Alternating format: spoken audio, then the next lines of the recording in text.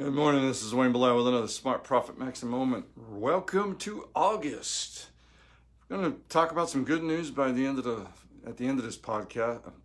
What am I talking about? At the end of this video. Wow, I've been listening to a lot of podcasts, so I must have that on the brain. Anyways, we're going to talk about the book we got coming out. We got a new book. I'm reviewing version 5, so this should be the last one. So pay attention to the end of the book at the end of this video, and we'll talk about the book a little bit. Today we're going to talk about 8 things you have to do to jumpstart your business now. This is vital, all right? And truthfully, you need to do this because of the times we live in. As simple as that. The business is, don't think we're not going to struggle a little bit. Like I told people, I tell my clients constantly, this pandemic and the reaction to it and the shutdowns and everything is going to change the way consumers operate. And 1 million to 3 million businesses have disappeared. So it's just a question of, how is that going to affect? And I think we're going to settle in around 8 to 10% unemployment by the end of the year, maybe a little less, maybe a little more. Hard to tell at this point. Really kind of depends on when states finish opening, if they ever finish.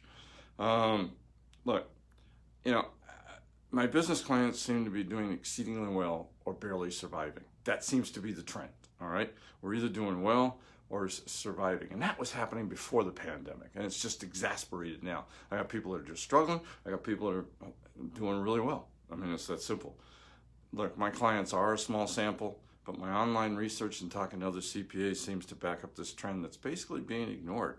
I believe there's no accident that separates businesses into the extremes that are occurring. In the past, you could operate your business and make a decent living. Now what I'm seeing is that every niche is being dominated by one or two and I'm talking about niche. You can get fine-tuning a niche. So there's more niches than you think, so don't give up.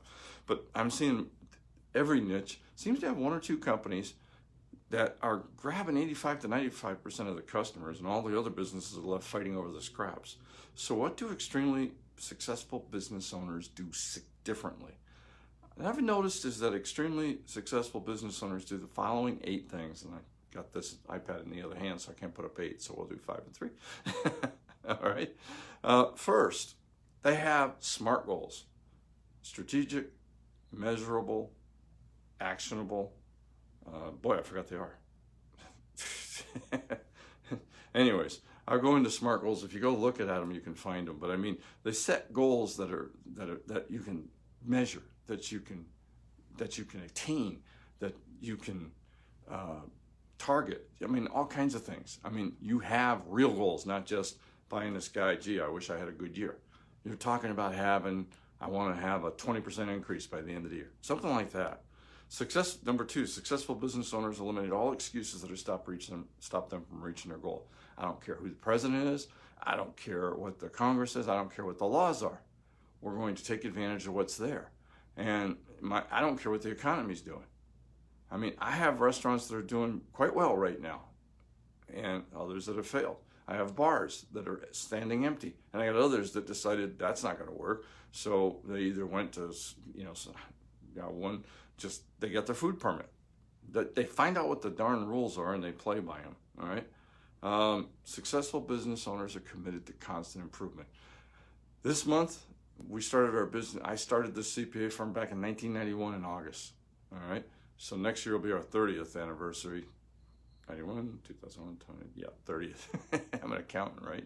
Need to count on my fingers, for God's sakes. 31 years next year. So that's 30 years next year, 29 right now.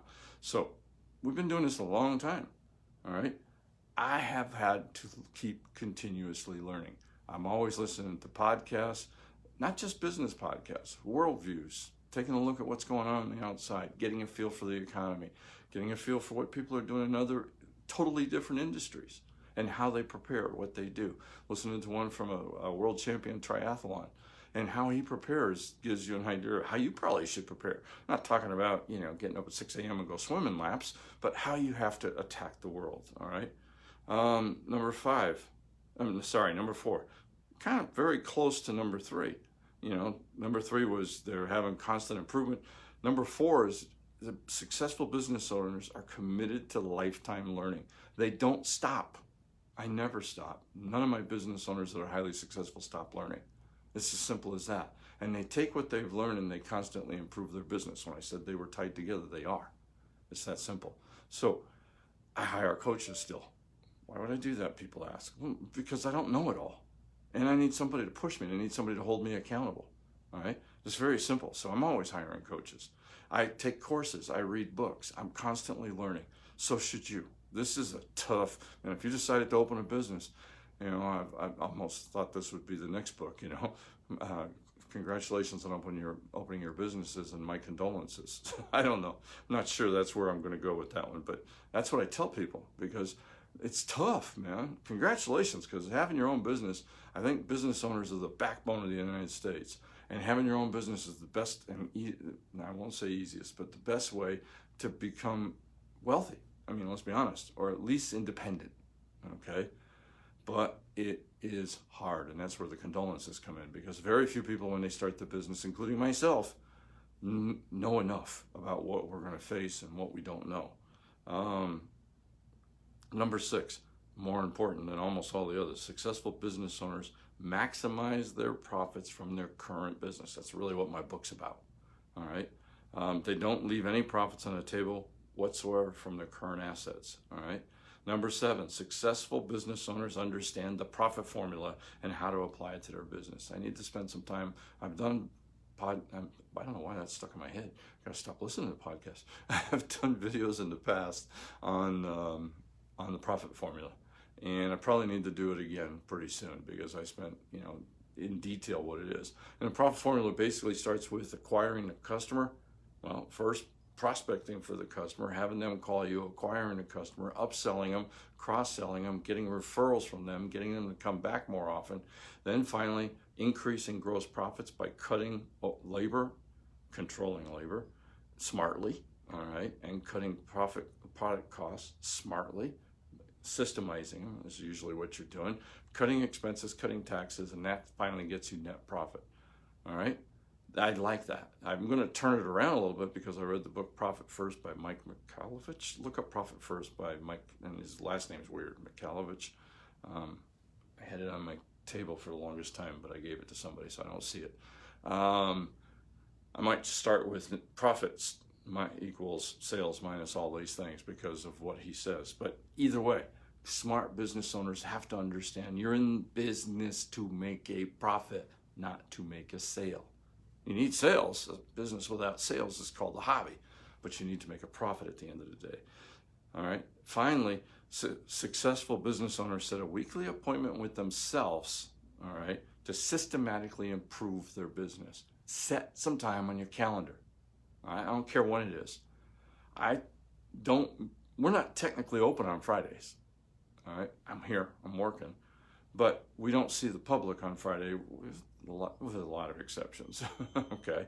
But, I set aside some time then, or Saturday or Sunday, to work on improving my business every week. Imagine if you spent 4 hours a week for 50 weeks a year, all right? That's 200 hours that you spent improving your business rather than putting out the fires, all right? Do that for 5 years, that's 1,000 hours that you spent improving your business as opposed to just putting out the fires. Now imagine how far ahead you'd be in 5 years if you did that as opposed to if you didn't do that. Worse, imagine if one of your competitors did that and you didn't. That's huge. So what does that mean for you? What should you do first? Well, what are you going to do in the next year to ensure that you're one of the most successful business owners out there, okay? So I told you I'd talk about the book a little bit. It's the 90-Day Profit Reset. I'm on version 6. Well, I got version 5 back. I'm doing the final review.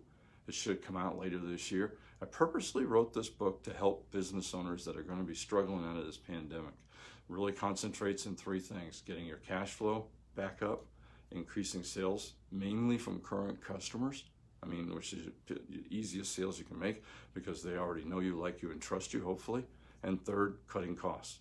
All right, increasing profit margins, truthfully, not just cutting costs, increasing profit margin.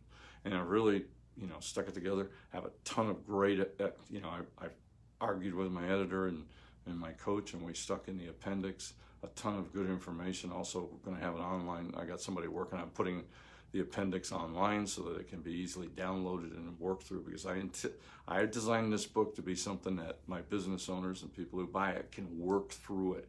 I'll give you the official announcement. I'm just kind of give you a heads up right now. We're in the home stretch. I didn't realize I can just talk and we're done. A book, it's like, the closest thing to it is refinishing a piece of wood. I mean, you strip it, you get it down, you sand it down, you sand it again, you varnish it, you do a second coat of varnish, then finally maybe you're done, then you got to touch up. I mean, that's kind of how like the book is. It's a lot of work. I always wanted to do one because I knew how much work it was. I wasn't going to do one, but because of this pandemic and the close downs, I really felt like I owed it to my customers, to my clients and the business owners out there, to try to put something together that would help them survive after. So, hey, until next time, this is Wayne Blau saying thank you for watching, and let's make this our most profitable year ever. Thank you very much.